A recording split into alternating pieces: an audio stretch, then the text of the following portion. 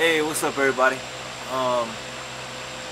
Actually here with a 1989 Chevy Corsica. Customer complaint was there was some kind of suspension problem. So basically what happened was we're dealing with a case of severe rust corrosion. So I'm gonna take you under the vehicle and show you what we got.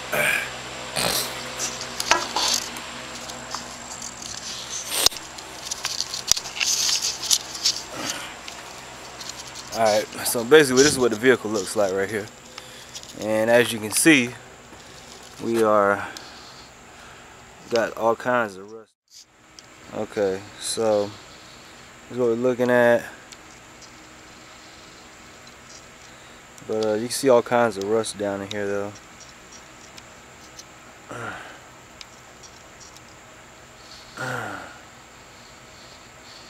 Alright, but anyway, Chevy Corsica.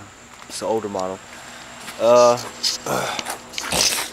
So basically, I guess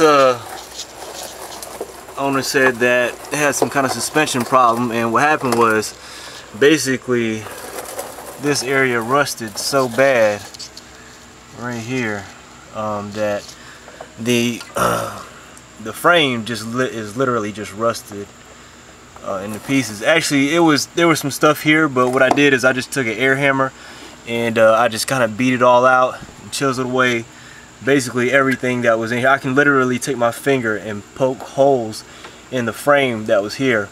And basically this is what it kind of looks like. It ran from here and came along right this way, and you see it connects right here. So it's basically a big piece of rusted metal from here to here, which I just basically just knocked it all out with the air hammer and the hammer. I could kind of almost take my finger and just crumble everything, but that's what happened here. The other side is almost just as bad, but this is what it basically what it's supposed to sort of look like. So but that's what's hanging down right here. And then all we actually have is a piece right here. This piece right here is still, I'm gonna show you what we're gonna do here. So that's that. And basically what I did is I had this big piece of metal right here and cut a section out like this, measured everything of course, and that's what we took off right here. This right here, that's all that's left of that frame. And then what I did is I took that piece of metal and basically just kind of I measured everything. Everything's basically 3 by 3 inches. And this side right here has to be a little bit longer. But as you can see, I mean, this is not with gas or anything. This is just like, it's actually like with a, I believe that is this is just like a Harbor Freight welder right here. It's a 170 amp. But you do need a 220 volt outlet, which is going to look something like this. But anyways, so this is no gas used. I'm not going for you know, pretty or anything like that. This is just to get the customer back on the road, and I went along the inside, everything. You see down in there. Went out here. I put about 3 beads on that side just to make sure everything was all connected. Right there. Here, I mean, I overkilled it. You know,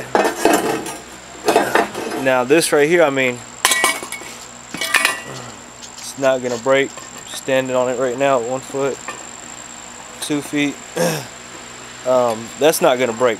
Anyways, so the whole point right here is the idea is coming over here, and the reason I did that is we're gonna put this back on there, and then what I plan to do here is first I'm gonna take the battery out, then I'm going to basically, there's a bolt that goes right in there. I'm going to take that, and the reason why one side is longer, if you notice right there is a notch or a recess right here on the right hand side. So boom, I'm just going to run a bead right there at the top, and then I'm going to run another bead right there at the top. And then basically I kind of just fabricated a piece of the frame that was right there. So I mean, that's just to get them by, and that's you know, right basically right where it was sitting. If you look right here, this is like level right over here with that, and there was just a piece of metal that came straight across and then went up through here. So basically I just fabricated some shit. I just made like you know, about the same dimensions of what the frame was right here, which is 3x3, and just running, just trying to get, you know, so just trying to get them back on the road where they're safe. So anyways, we'll go out here, disconnect the negative battery cable, and then put this up here and just run a bead along there. First I'm gonna scuff this area up a little more, and hopefully I don't blow holes through here to the interior too much, start a fire or something. And then also I'm like really close to these freaking like gas lines. This is the gas tank right here, and those are going to be evap lines actually, I think. But still, I'm going to put like something over this right here and the tank to kind of cover everything up. I don't want to get too close to that with a welder. And that just came out of here, and this is like really thick freaking, this is like 1/4 inch. I used the cutoff wheel to cut that, and it took forever to cut that stuff. But anyways, show you how it gets done. Okay, so basically we're finished here, and I'm gonna go ahead and show you the finished product.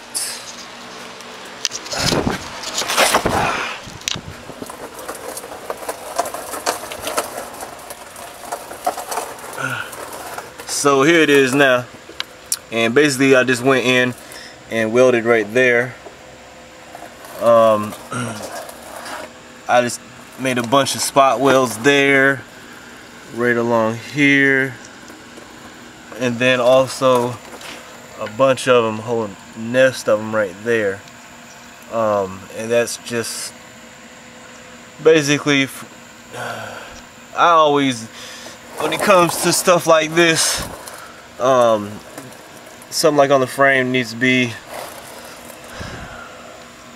no doubt about the structural integrity, and you know, I always go extra. And you see, like, those are like, look like shitty welds. I mean, a bunch of little spot welds and stuff, versus like that one right there, like that's a nice clean weld. That's because like the metal right here is thicker, so I could just run a continuous bead and kind of build up the puddle there. Whereas right here, if I did that, it would blow holes through the bottom of the frame there, and that is the where the seat is right there, and I could potentially start a fire here, and actually start a fire on the inside, on the bottom of the cushion of the seat. And I just didn't feel like taking out the seat and having to do stuff like that. And then I'm right here next to the freaking gas tank, and then I got gas lines here too, so I didn't want to run, you know, a straight continuous bead here. just for fire safety, you know, fire hazard rules. But that's basically, you know, why I did it like that.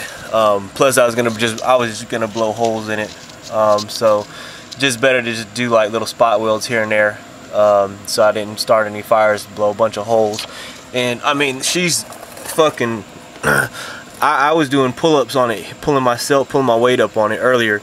I mean, this right here is maybe stronger, if not as strong as it was with the original equip, like the original frame. I mean, I put a lot of fucking welding into that. Like, I always overdo it when it comes to like welding and stuff, when it comes to, you know, making something solid and strong. So I mean, but you can see like this thing right here is like totally just rusted away. And basically, so what I did is I came in here and just made this little rectangle, this square piece, and this side over here is just like a ½ inch longer. Over there, I don't know if you can see it, but there's like a little gap right there, and that's because there is this recess right here area. All of this right here is flat, and then it dips in right here. So I had to make that about a ½ inch.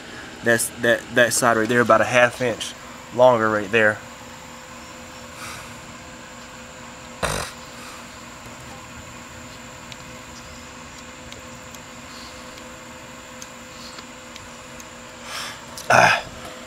But anyways, there you have it. About to go take it on a test drive, and that's the other side right there, kind of what it's supposed to be right there. So basically, we're just kind of fabricating something to kind of make it drivable. Anyhow, I'm just kind of testing out this new camera I got here. It's a Nikon D55 and D5500, and it's like a DSLR camera. So just testing this out. This is kind of actually my first video I'm making with this. Anyways, can't wait to put this on YouTube, you know what I'm saying, see how the quality looks and stuff like that. So far, I mean, it's looking like it's taking pretty good pictures and stuff, but I want to see how this thing does in video. Anyway, I appreciate you watching. Don't forget to subscribe. Peace out. Have a nice one. Peace.